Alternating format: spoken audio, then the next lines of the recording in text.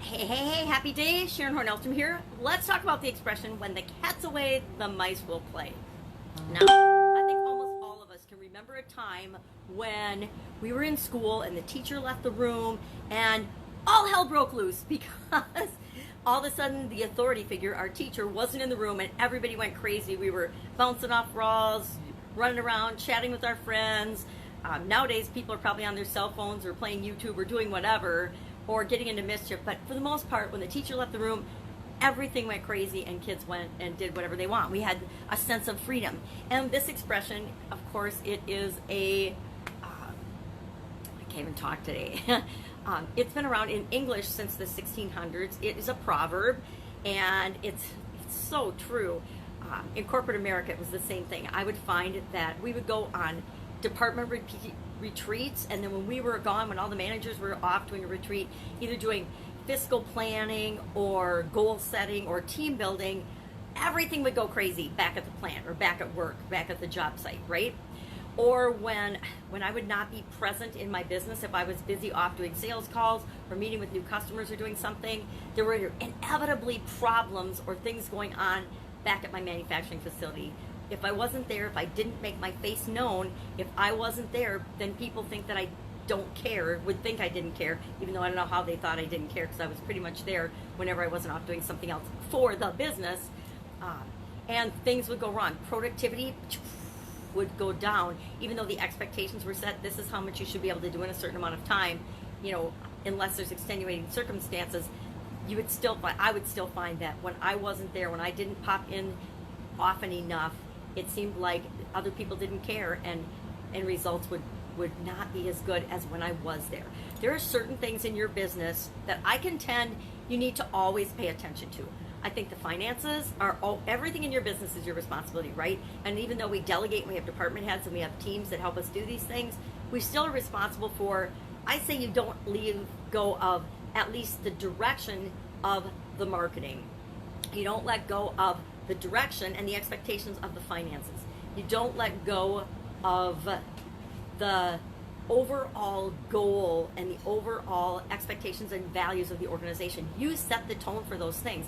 And if you're not there sharing those expectations, setting the tone for things, showing people what's important, then they don't know. And when they don't know, they have all this freedom to decide on their own. And since we all come from different places, guess what? What you're expecting and what you're wanting might not be what's actually being implemented and happening at your business. Many a business I've seen, grows really fast. We get all of our department heads and people in place, and then we want to go play. We want to go on vacation. We want to have that freedom and that time freedom, the reason we built our business in the first place. And then we find that stuff starts to go to SHIT because we haven't necessarily put the right systems, the right people, the right things in place to make sure that, hey, if performance drops to this level, we have to take action and act, and then we do these corrective actions and things are okay. We have to have those stopgaps in place, those systems in place, before we can just step away or walk away, unless we're going to just sell the place and let someone else run it, because things will change. My last home, I had 2 cats in, and I never saw mice. I only saw a mouse one time in the house when the cats caught the mouse and left it for me by their litter box as a little gift of love and appreciation, which, let's just say, I didn't love and appreciate it quite enough. I appreciated that they caught it and there wasn't a mouse in my house, but I didn't like it. It was gross. So when I took the cats out of the house, although I never saw a mouse in my house, when the cats weren't in the house, I'm sure there were mice there. I lived out in the country. I'm sure that mice move in and may move in now because there's no cats in the house. I hope not.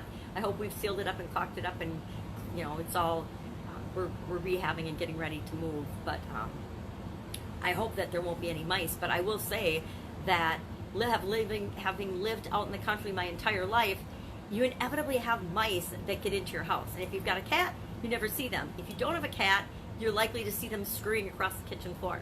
I'll never forget, after my sudden cardiac arrest, I stayed at my parents' for a while, and you could hear the mice all the time, but I was sitting on one of their tall kitchen stools one day, sipping my coffee, and a little mouse came scurrying across the kitchen floor right as I was sitting there. And that's because it wasn't afraid. It wasn't afraid of me, because I was probably more afraid of it than it was of me.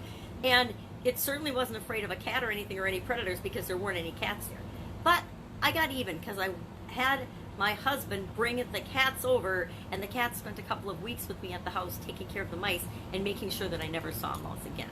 Same is true of our businesses. We have to make sure that we're present, and that even when we're not present, people know what's expected of them, so that they're not like the teacher leaving the room and all hell is breaking loose, so that our businesses are running smoothly whether we're there or not. Because we don't want our businesses to be like when the cat's away, the mice will play, because we might not get the results we want. And that will slow our progress in supersizing and growing our business. That's it. Go ahead, have an awesome day. I'll, of course, be with you tomorrow with another interesting idiom, what it might mean or could mean, or how you could use it as a way of looking at what it is that you're doing to grow and supersize your business that might give you a fresh set of eyes and a fresh perspective and some ideas on what you could be doing too, or what you should stop doing so that you don't leave things unattended and slow the growth of your business. Have an awesome day. Catch you tomorrow.